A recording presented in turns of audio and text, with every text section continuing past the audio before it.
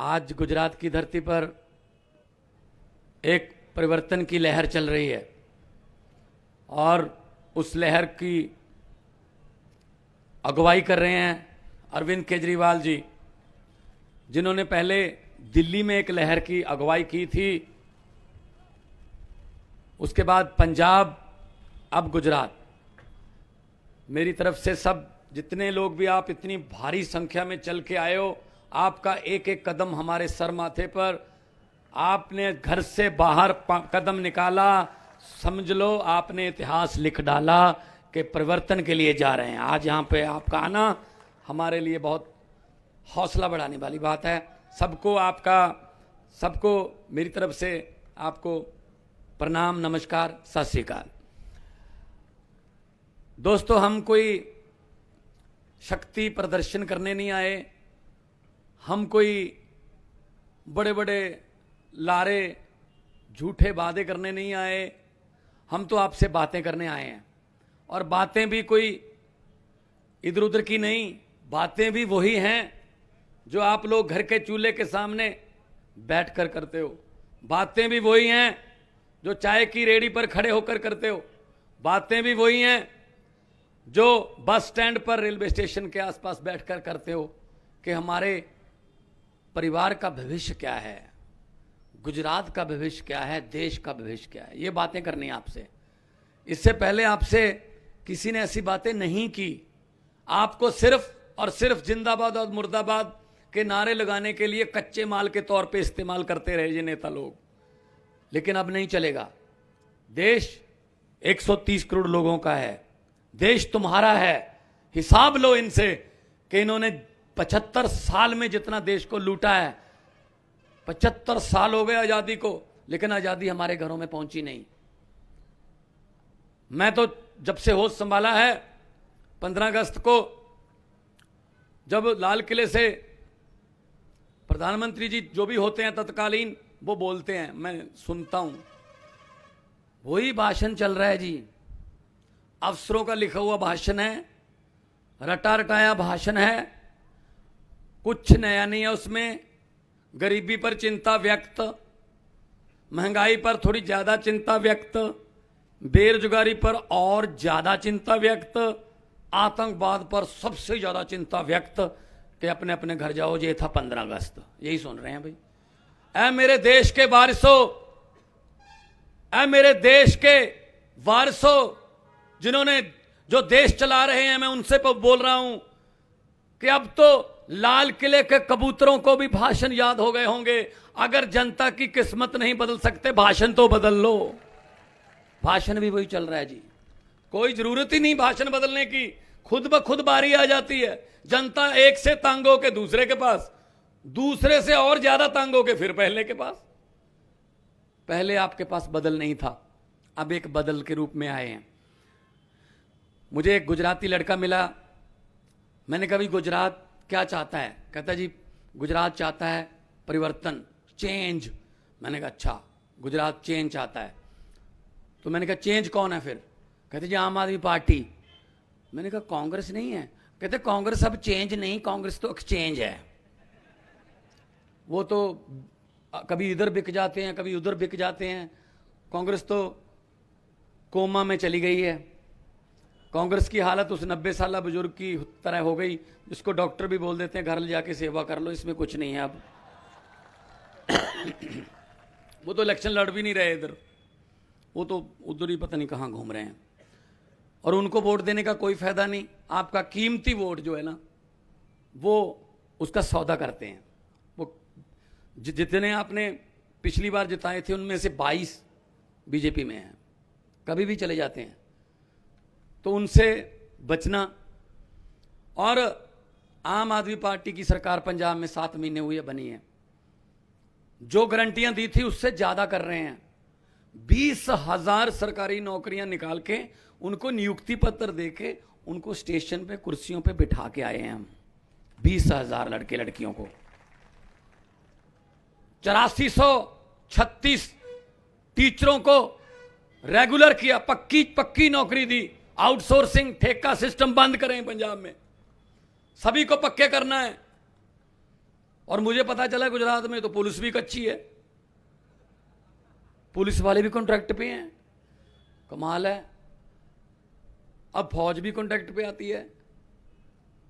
तो आम आदमी पार्टी ने वादा किया था बिजली, दिल्ली में तो पहले ही बिजली मुफ्त चल रही थी, पंजाब में वादा किया था, तो विपक्ष वाले कह रहे थे पैसे कहां से लाओगे।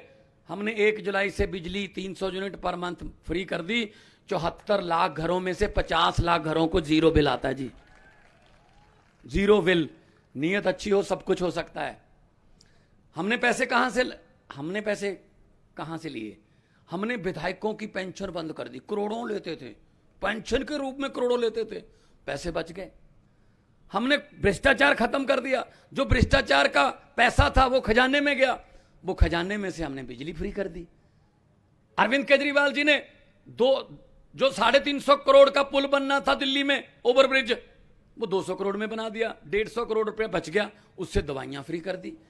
ऐसे करते हैं भाई, सरकार का काम यही होता है कि लोगों से टैक्स ले और उस टैक्स को बिजली के रूप में, स्कूलों के रूप में, अस्पतालों के रूप में, कॉलेजों के रूप में, यूनिवर्सिटियों के रूप में, सड़कों के रूप में, इंफ्रास्ट्रक्चर के रूप में वापस पब्लिक को दो।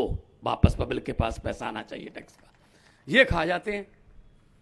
आप कहते हो कि हम तो टैक्स नहीं देते, आप में बहुत से आदमी बैठे होंगे जो सोचते होंगे हम तो टैक्स ही नहीं देते। मैं आपको बताता हूं आप कब टैक्स देते हो। सुबह जगते हो, चाय बनानी है, माचिस की तीली जलाई, टैक्स शुरू। तीली लेने जाओगे, टैक्स है। गैस सिलेंडर है, जैसे ही लाइटर की स्विच दबाई, टैक्स शुरू, गैस पे टैक्स है। उसके बाद चाय पत्ती डाली, टैक्स, चीनी डाली, टैक्स, दूध डाला, टैक्स, दही खाया, टैक्स, अब तो परांठे पर भी 18% टैक्स। और उसके बाद आपने मोबाइल फोन किया किसी मित्र को कि मैं तेरे यहां दुकान पे आ रहा हूं, टैक्स। मोटरसाइकिल स्टार्ट किया, टैक्स, डीजल, वापस आए, टैक्स, सब्जी लाए बाजार से, टैक्स, खाना खाया रात को, टैक्स। और सोते समय आप सोचते हो शुक्र है अब कोई टैक्स नहीं भाई साहब, गलतफहमी में हो, ऊपर पंखा चल रहा है, टैक्स। भी हम तो 24 घंटे टैक्स दे रहे हैं, हम तो सोते हुए भी टैक्स दे रहे हैं। पैसा कहां चला जाता है? खजाने क्यों खाली हो जाते हैं? खजाने को खाली कौन करता है? खजाने को खाली यही करते हैं जी। इनसे खजाना जो है ना वो निकलवाना है और आपको देना है, एक एक पैसे का हिसाब लेना है, इस देश के एक एक पैसे का हिसाब लेना है, तब ठीक होगा काम। ये कोई मुश्किल काम नहीं है, हमने पंजाब और दिल्ली में करके देख लिया। ये तो इतने डरे हुए हैं, पंजाब में एक मंत्री खुद ब खुद ही आ गया 1 करोड़ रुपया लेके विजिलेंस के अफसरों के पास कि मेरा नाम निकाल दो, जांच मत करना। उनका मुझे फोन आया, जी क्या करें? मैंने कहा अब तो नाम डाल दो इसका। और उसके घर से नोट गिनने वाली मशीन मिली है। नोट गिनने वाली मशीन कोई घर पे रखता है जी? उससे नोट ही गिनते होंगे और उससे कोई ताश तो खेलते नहीं होंगे। नोट गिनने वाली मशीनें इनके घरों में हैं। और नोट किसके हैं? आपके। इनके वो पढ़ना, जब ये इलेक्शन लड़ते हैं तब प्रॉपर्टी का बेरवा देना पड़ता है। मैं बताता हूं, बठिंडा से इलेक्शन लड़ी एमपी की हरसिमरत कौर, जो कि प्रकाश सिंह बादल जो मुख्यमंत्री रहे 5 बार, बहू है उनकी, सुखबीर बादल की पत्नी है। उसने क्या भरा? बाकी तो करोड़ों है ही, बाकी तो करोड़ों है ही। सोना कितना है उसके पास मैं बताने वाला हूं। अगर मां बहन कोई दिल की मरीज है वो अपने कानों पे हाथ रख सकती है। कितना भरा कि कितना सोना है मेरे पास? 23.5 किलो। 23.5 किलो लिख के दिया। कहां से आया भाई साहब ये सोना? ये सोना हमारा है। हमारे बच्चों के हिस्से की पढ़ाई खाते हैं तब सोना बनता है। हमारे बुजुर्गों के इलाज के हिस्से की दवाई खाते हैं तब सोना बनता है। हमारे नौजवानों का रोजगार खाते हैं तब सोना बनता है। सड़कें खाते हैं, कॉलेज खाते हैं, स्कूल खाते हैं, तब जाके सोना बनता है। हमारे घर में ये नहीं पता शाम को खाना बनेगा या नहीं बनेगा। ये सोने में खेल रहे हैं, ये हीरे मोतियों में खेल रहे हैं। तो इसके लिए जिम्मेदार थोड़ा थोड़ा हम भी हैं। लेकिन हमारा उतना कसूर नहीं है, हमारे पास कोई पहले विकल्प नहीं था। मैं तो आपको धन्य मानता हूं, 27 साल एक ही पार्टी। अरे हर साल तो दरख्त भी पत्ते बदल लेता है, कुछ तो बदलो। दरख्त को, पेड़ को भी पता चले कोई नई हवा, नया सूरज, नई धूप आई है, और उसका नाम है आम आदमी पार्टी। और झाड़ू से सफाई करो, और झाड़ू जहां चलती है वहां सफाई होती है। इस झाड़ू से पहले इससे पहले इस झाड़ू से हम सिर्फ दुकान या मकान साफ करते थे। अब इस झाड़ू से अरविंद केजरीवाल की अगुवाई में पूरा हिंदुस्तान साफ किया जाएगा जी, पूरा हिंदुस्तान। आम लोग हैं हम, ये बैठे हैं, आम घरों के हैं, कोई वकील है, कोई पत्रकार है, मैं कलाकार था।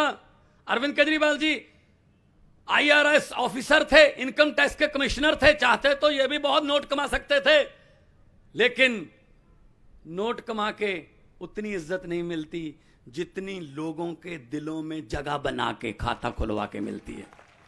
इसीलिए तुम इतने लोग आ गए, वरना आजकल भाई को भाई नहीं पूछता, भाई साहब, सगे भाई को नहीं मिलने जाता, कोई बहन को नहीं मिलने जाता। आप इतनी संख्या में आ गए, गर्मी है, हम आप प्रबंध भी नहीं कर सके पानी का अच्छे तरीके से, हमारे पास पैसे नहीं है, लड़ाई आपको लड़नी पड़ेगी। मेरे पास 92 MLA हमारे, 117 में से 92 सीटें आई हैं, 92 में से 82 MLA आम घरों के बेटे बेटियां पहली बार MLA बने हैं पंजाब में। तो ये होती है जब जनता लड़ती है, जब जनता इलेक्शन लड़ती है, तो आप लड़िए, आप लड़िए, चुनाव चिन्ह हम देंगे, सफाई करिए। जो गुस्सा है 27 साल का निकाल लेना, जो गुस्सा 27 साल का निकाल लेना। एक बात मेरी याद रख लेना, पूरा भाषण भले ही भूल जाना कि भगवंत मान आया था, उसने ये बोला था कि जब इलेक्शन वाला दिन होगा तब अपने अपने भगवान को प्रणाम करके, जहां बूथ है पोलिंग वहां जाना, एक मशीन मिलेगी, उस मशीन के बटन के सामने एक चुनाव चिन्ह मिलेगा। ये बात याद रख लेना, वो बटन ना तो किसी हाथ पंजे का है, ना किसी कमल के फूल का है, ना किसी हाथी का है, ना किसी सीढ़ी का है, ना किसी बिसल का है, ना किसी झाड़ू का है। असल में वो बटन आपके बच्चों की किस्मत का बटन है भाई साहब। अगर सही बटन दबा दोगे, किस्मत चमक जाएगी, दोबारा किसी को पूछने की जरूरत नहीं पड़ेगी।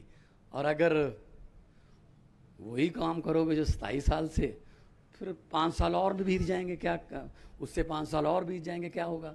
तो हम तो, आप कोई लालच नहीं है, कोई मैंने यहाँ ठेके नहीं लेने, कोई मैंने यहाँ कोई अपना कोई सड़क का ठेका नहीं लेना, मैंने कोई कहा यहाँ पे कोई माफिया नहीं करना। मैं तो सिर्फ यही बताने आया हूँ कि भगत सिंह, राजगुरु सुखदेव, लाला लाजपत राय जी, चंद्रशेखर आजाद जी, ये सब लोग सिर्फ पंजाब या दिल्ली की आज़ादी के लिए नहीं लड़े थे, ये पूरे देश की आज़ादी के लिए लड़े थे। पूरा देश इनसे आज़ाद करवाना है। दोनों हाथ ऊपर उठाकर 2 नारे लगा दो, इनकलाब, इनकलाब, जय जवान, जय जवान, भारत माता की, बोले सो निहाल। बहुत बहुत धन्यवाद आपका, आपने इतने प्यार से, सत्कार से मुझे सुना। तंदुरुस्त रहो, तरक्कियां करो। बहुत बहुत धन्यवाद।